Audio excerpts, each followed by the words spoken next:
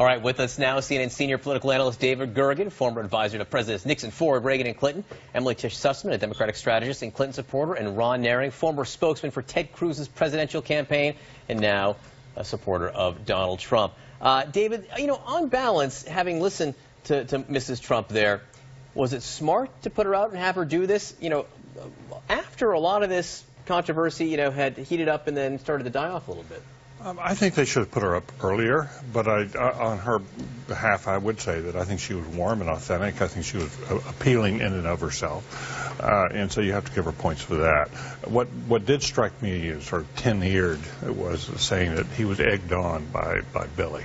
I mean, she just would have been better off to say, hey, he's a changed man. That's a much better defense than what they've gotten themselves into, and to say it was boys' talk. He's a 60-year-old corporate executive. They're running him as one of the smartest, wisest men in America, and he engages in boys talk. I mean, sort of that to me doesn't fit together. So I felt overall it was a good appearance, but the headline that came out of it was not good. Emily, you are no fan of Donald Trump. There is a huge headline right there.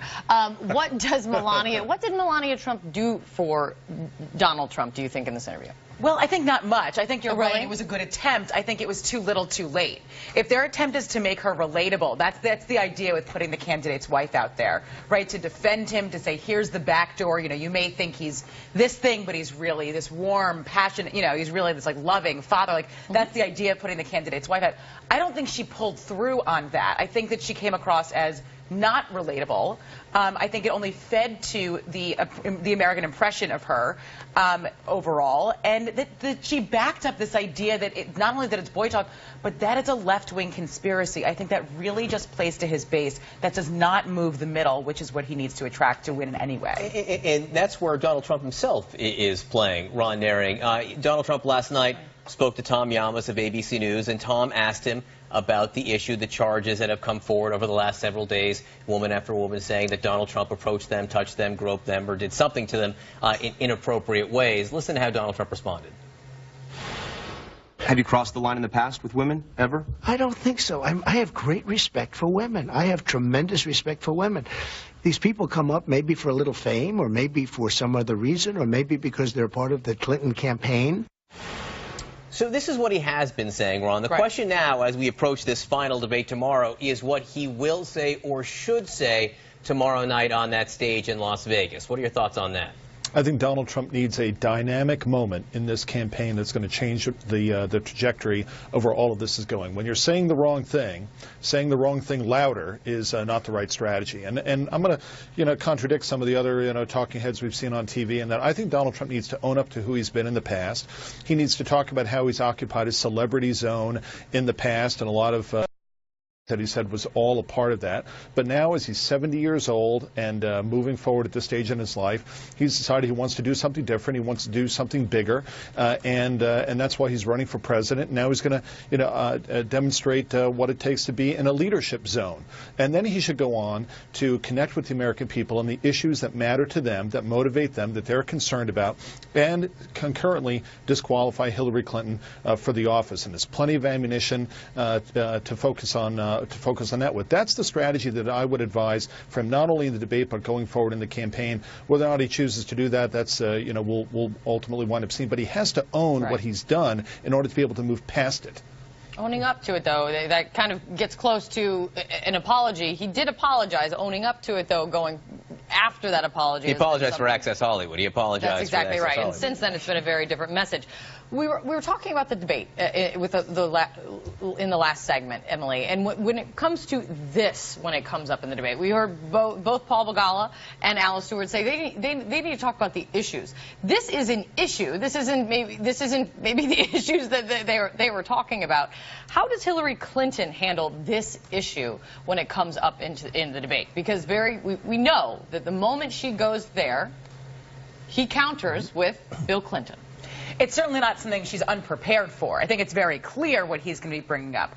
I actually would think that she has the right strategy on this, to double down on that this is core to who he is. This is not just about any individual instance that comes up. He denied it to Anderson Cooper during the last debate, saying it was just words. I don't actually act on these instances. We've now seen that he actually does act on these instances. So I think he was accused. So I think that needs to come up.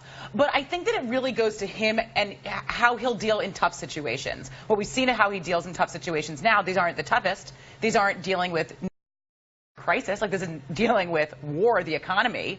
This goes to him just being a little bit challenged in his bravado, and he freaks out, and he can't handle it. So I think that is what she needs to do. She needs to wait and let Chris Wallace raise the question. He's a tough questioner. We all know that. He's like Jake Tapper. You know, he's going to get in there. Or John, yeah. You guys, but you would go there, right? You would do that as the moderator. So he'll go there. Chris will go there, and then she can come in after Trump. But don't go there first. But I want to go back to what Ron said, because I think he offered the best strategy that we've heard from anybody on the Trump side. He ought to be whispering to candidates here. This should not be, I never did any of these things. It rather should be a defense of, I did some things when I was younger, which were young, foolish, and stupid. But I'm now 70 years old, and I'm a changed man. The changed man defense is his best defense. In some of these cases, he's accused of sexual assault in some of these instances. I understand that. You know, I mean, this isn't young and foolish. This is different than George Bush dancing on a bar saying, "When I was young and irresponsible, I was young and irresponsible." This is this was like when I was old, I'm still irresponsible. But no, I'm just trying to make the point that when he goes out and says, "I never did any of this," and then you have 11 women or 15 women, whatever the number is going to wind up being, contradicting him, he looks like he's lying. He's far better off to say, I did some things that were bad.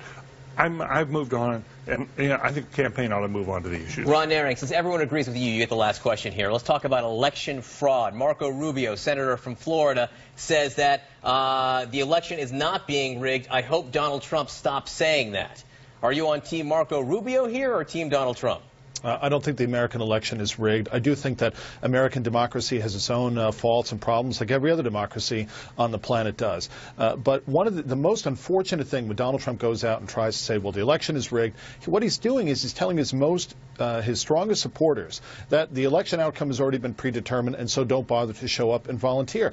Instead, he needs every one of his supporters, and he has a lot of supporters, to go out, volunteer with a local, county, or district Republican Party, be a part of walking precincts, making phone calls, turning out the Republican vote, and poll watching on Election Day to the extent that they're helping to identify Republicans who haven't yet voted and helping to ensure that they're contacted and vote before the polls close on Election Day. That would be the single best thing he can do in the context of saying the election is close. Some of these polls are very, very competitive in these battleground states who need everyone to engage. That would be the far and away a better strategy for him.